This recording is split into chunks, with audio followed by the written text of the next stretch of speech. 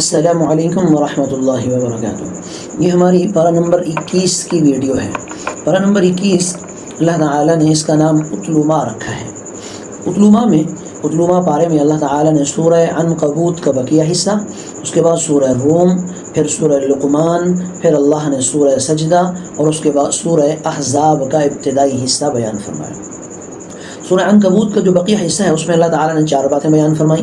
Number 1 نماز اور تلاوت کا حکم، نماز اور اتلو ما اوحی الیک من الکتاب واقم الصلاۃ، نماز اور تلاوت کا حکم۔ نماز کی فضیلت میں اللہ نے یہ بیان فرمایا کہ نماز ان الصلاۃ تنہی عن الفحشاء والمنکر، بے حیائی اور برائی سے روک دیتی ہے، گناہوں سے انسان کو روک دیتی ہے۔ نمبر 2 اس میں فرمایا کہ معاندین اور ان کی ہٹ دھرمیوں کا ذکر ہے، انکار کرنے والے لوگ اور ان کی ہٹ دھرمی کا اس میں ذکر کیا گیا۔ نمبر 3 دنیا کی بے ثباتی کا ذکر کیا گیا۔ یہ دنیا اللہ و لعب ہے، کھیل تماشا ہے، ختم ہو جانے والی، فنا ہو جانے والی عارضی دنیا ہے، آج ہے تو کل نہیں، کل ہے تو پرسوں نہیں۔ اسی طرح اس کے بعد اللہ تعالیٰ نے سورہ روم کو بیان فرمایا۔ سورہ روم میں 2 باتیں بیان فرمائیں۔ پہلی ایک پیشین گوئی ہے، سورہ روم میں 2 پیشین گوئیاں فرمائیں کہ 9 سال کے اندر 9 سال میں اہل روم یعنی عیسائی، اہل فارس یعنی مجوسیوں پر غالب آ جائیں گے۔ غلبت الروم فی ادنی الارض وهم من بعد غلبهم سیغلبون، ٹھیک ہو گیا۔ اور دوسری چیز اسی عرصے میں مسلمان مشرکین مکہ اور قریش پر فتح پالیں گے، یہ بدر کی صورت میں پھر ظاہر ہوئی۔ اس کے بعد اللہ تعالیٰ نے توحید سے متعلق بات بیان فرمائی اور توحید کی عظمت کے لیے 7 دلائل اللہ نے بیان کیے۔ 7 دلائل میں پہلی دلیل فرمایا اشیاء کو ازداد سے پیدا کرنا، یعنی زندہ کو مردہ سے اور مردہ کو زندہ سے پیدا کرنا۔ نمبر 2 انسان کی پیدائش مٹی سے کرنا، خلقکم من تراب، مٹی سے پیدا کرنا۔ نمبر 3 زوجین کی محبت، یعنی ایک دوسرے کی محبت۔ نمبر 4 آسمان و زمین کی پیدائش، اور نمبر 5 دن اور رات کی، نیند اور روزگار کی تلاش کا ذریعہ، کہ رات کو انسان آنکھیں بند کر کے سو جاتا ہے، نیند کرتا ہے، اور دن میں انسان روزگار کی تلاش کے لیے اپنے گھر سے باہر نکلتا ہے۔ نمبر 6 بجلی کی چمک اور بارش اور اس سے غلے کی پیداوار، بجلی کی چمک، بارش اور پھر اس سے غلے، صاف ظاہر بادل ہوتے ہیں، بجلی چمکتی ہے، پھر بارش برستی ہے، اسی سے زمین میں اناج اگتا ہے۔ اور نمبر 7 زمین و آسمان کا مستحکم نظام، یہ اللہ رب العزت کی مرضی سے چل رہا ہے۔ اس کے بعد اللہ تعالیٰ نے سورہ لقمان کو بیان فرمایا۔ سورہ لقمان میں اللہ تعالیٰ نے 3 باتیں بیان فرمائی۔ نمبر 1 توحید، یعنی اللہ کی دلائل، اللہ کی توحید کے 4 دلائل، اللہ کی قدرت کے 4 دلائل۔ نمبر 1 خلق السماوات بغیر عمد، آسمان کو بغیر ستون کے بنایا، اور فرمایا کہ پہاڑوں کو مضبوط اور محکم اور طاقتور بنایا۔ نمبر 3 رینگنے والے مویشی اور حشرات الارض، دابہ، جانور بنائے، مویشی بنائے۔ اور نمبر 4 برسنے والی بارش، آسمان سے برسنے والی بارش بیان کی۔ اس کے بعد لقمان علیہ السلام کی وصیت کو اللہ نے بیان کیا، جو انہوں نے اپنے بیٹے کو وصیت کی تھی۔ پہلی وصیت کیا ہے؟ میرے بیٹے شرک نہ کرنا، شرک بڑا گناہ ہے، بڑا ظلم ہے، شرک نہ کرنا۔ نمبر 2 اللہ تعالیٰ ہر چھوٹی اور بڑی چیز کو یا ہر چھوٹے اور بڑے عمل کو آخرت میں سامنے لے کر آ جائیں گے، وہ آپ کے سامنے ہوں۔ نمبر 3 نماز، امر بالمعروف نہی عن المنکر، اور آزمائش میں صبر کرنا۔ یا بنی اقم الصلاۃ وامر بالمعروف وانہی عن المنکر، ہاں جی، نماز کو قائم کرنا، امر بالمعروف کرنا، نہی عن المنکر کرنا، اور صبر کرنا، جو بھی واصبر علی ما اصابک، جو تکلیف پہنچے، مصیبت پہنچے، پریشانی آئے، اس پر صبر کرنا۔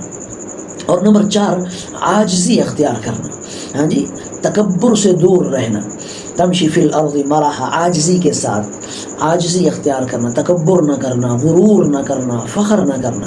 اور نمبر 5 اپنی چال میں اعتدال، ہاں جی، چال کے اندر اکڑ نہ ہو، چال میں تکبر نہ ہو، معتدل چال کے ساتھ چلو، اور مناسب آواز میں بات کرو، اونچی آواز میں نہیں، یعنی شور نہیں کرنا، دلیل کے ساتھ، دینی انداز میں، مناسب انداز میں۔ اگر آپ اونچی آواز بولو گے ان انکر الاصوات لصوت الحمیر، گدھے کی آواز۔